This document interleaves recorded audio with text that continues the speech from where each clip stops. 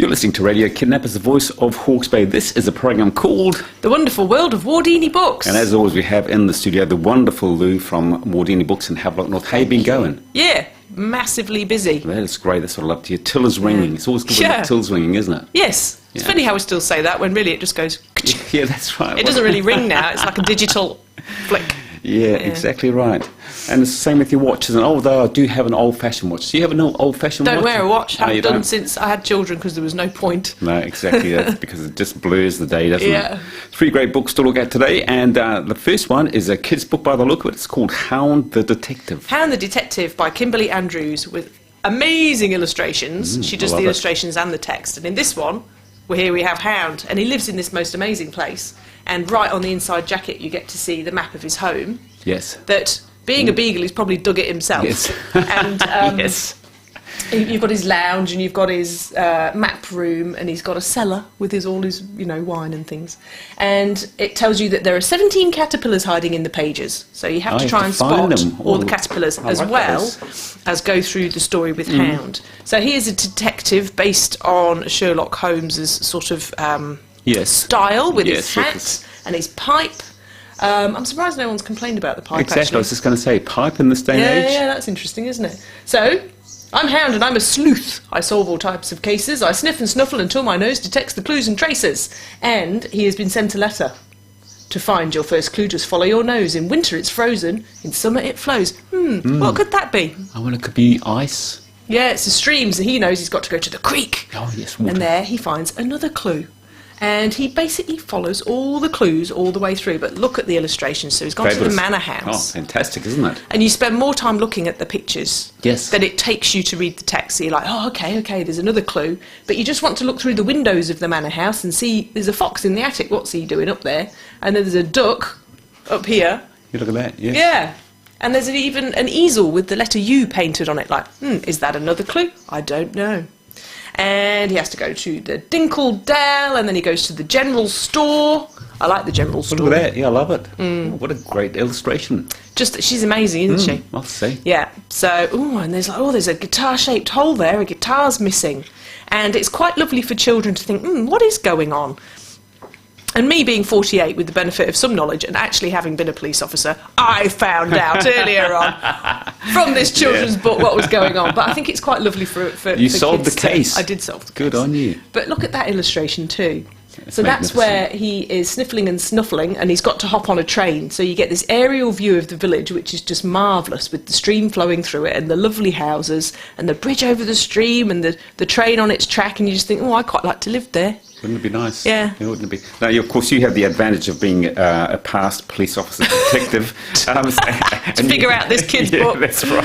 And so how old would you have to be to solve the clues?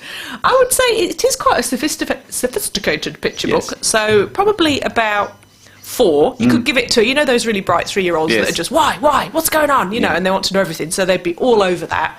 And I think there's so much to look at. And the more that you read it, they will understand then what clues are and how it's process, isn't it? And how you follow patterns and things like that. So it's wonderful. Yeah, it looks great. Yeah. I love it. And there's a lovely surprise at the end. And what a talent. She not only is a great writer, but she is a great artist as well. Oh, How good is that? It's just great to be immersed in something with so much detail in it. It's fascinating. Great present for young and old.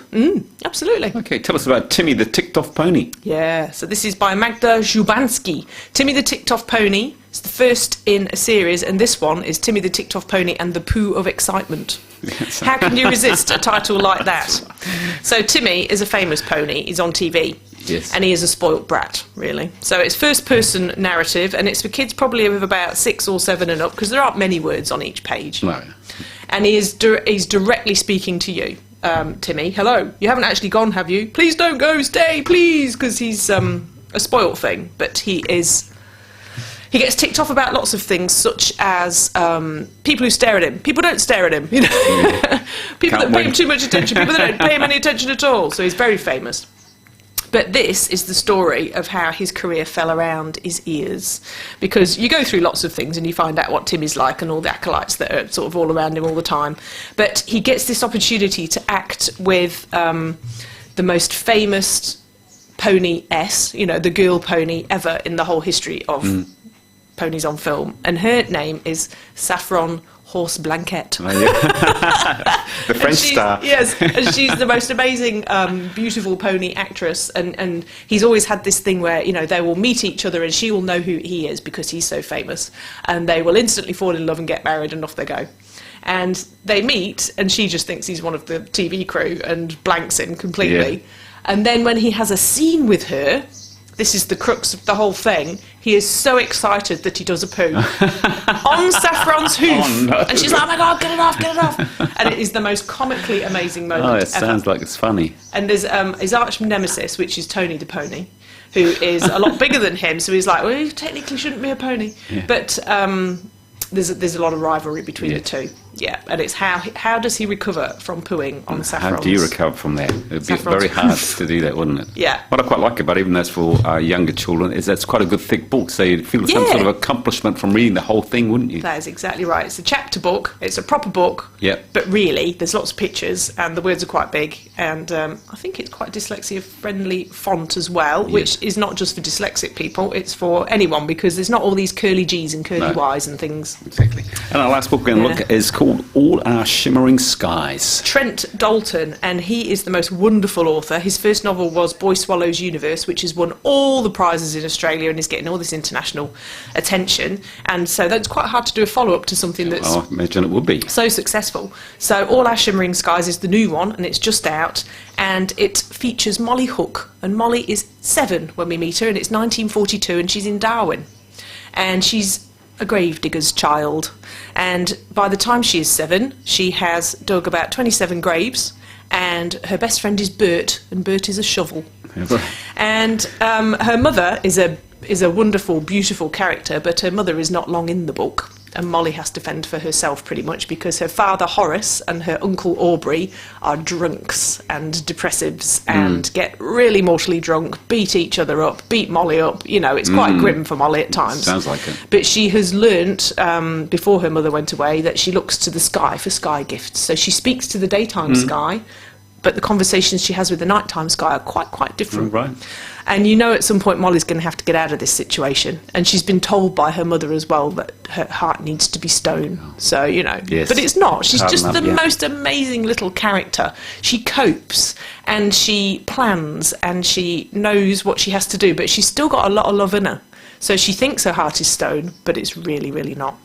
And the big thing about this that I did not know was the bombing of Darwin in 1942. I did not know that the Japanese had bombed Darwin in 1942. It was quite devastating, apparently. I actually had to look it up on the internet. And it was true. And it is true. So that's filled a big gap in my knowledge. Yes. Yeah. So this is all going on, and she and Aubrey's girlfriend, who's been very badly abused by Aubrey as well, escape into the bush, and then a whole another adventure ensues, and they're just the most wonderful characters. Sounds to me like it might be a great book for ladies, perhaps. Or is it Ladies and gentlemen. Ladies and gentlemen, do you think? Yeah, absolutely. I mean, anyone that just likes beautiful writing with characters that are a little bit out of this world, actually. So it's not a fantasy novel at all, but Molly's got this really spiritual way of looking at the universe, and a different way of looking at the universe that make people smile or make people think that's a crazy kid. Yeah. You know, and you think, well, you know, if we do follow those thoughts, we don't have to be in little boxes that society puts us into.